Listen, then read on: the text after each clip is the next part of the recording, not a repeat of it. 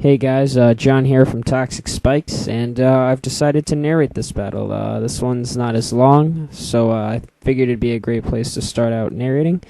And I've been talking to a couple of my friends, and they said they thought I should probably narrate because it's a little more interesting than just putting music to the battle. So yeah, here goes a battle against my friend from Cerebi. His name's Justin. He's on there as JustinP, and this is pretty much just me sweeping with Porygon-Z, and I think Porygon-Z is really underrated, and you'll see why in a minute. So we're both kind of trying out new teams, and he leads off with the Swampert, and I lead off with the Swampert.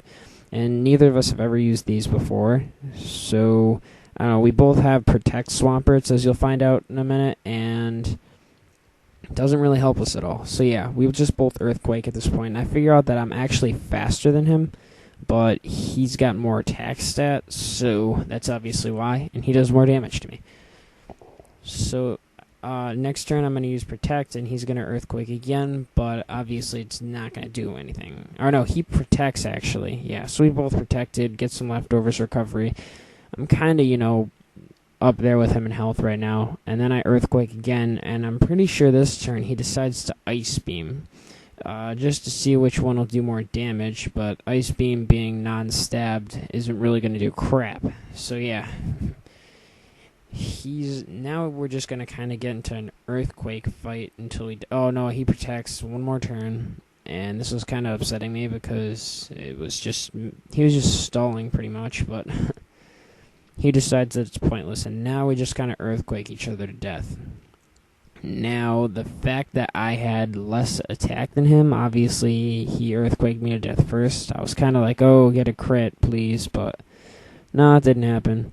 And this is kind of what happens when you have two Swampert leads meet each other, because there's really no safe switch into Swampert, and they're just great Pokemon. I don't really have anything on my team with Hidden Power Grass, and nothing really carries Hidden Power Grass, and unless you have like a Shaman on your team, even then he has Ice Beam, so, I mean, Swampert just has great type coverage and great resistances.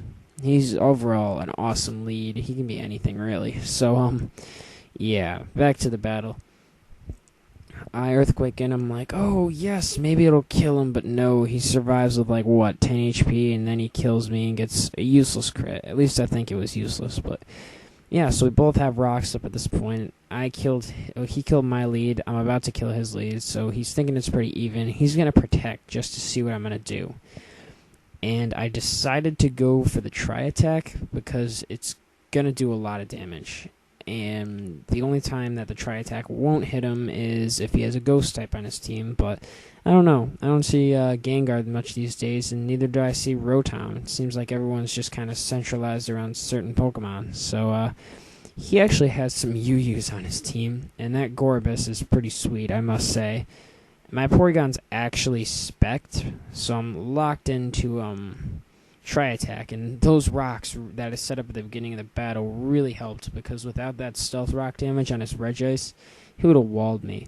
He's got a Roll-Up Berry, which is really weird, but I mean, just look how much damage this Porygon-Z does. I mean, the Stab, plus the Adaptability, plus the Choice Specs, plus his already high, special attack stat, and being max EV'd in both speed and special attack, this thing's like a sweep waiting to happen. I don't know why he's BL. I mean, he can definitely be used in OU. And yeah, so he goes out to a Drapion, which is actually faster than me, so I'm like, oh crap, I'm going down here. But I live the Cross Poison, and I was just hoping for no poison hacks or anything, because that would have, stop my sweep, and this could have been a completely different battle, but I don't get the poison hacks. He's going to go down, and now he goes out to Kingdra, and after Stealth Rock damage, I'm pretty confident I'm going to KO this thing, which I do.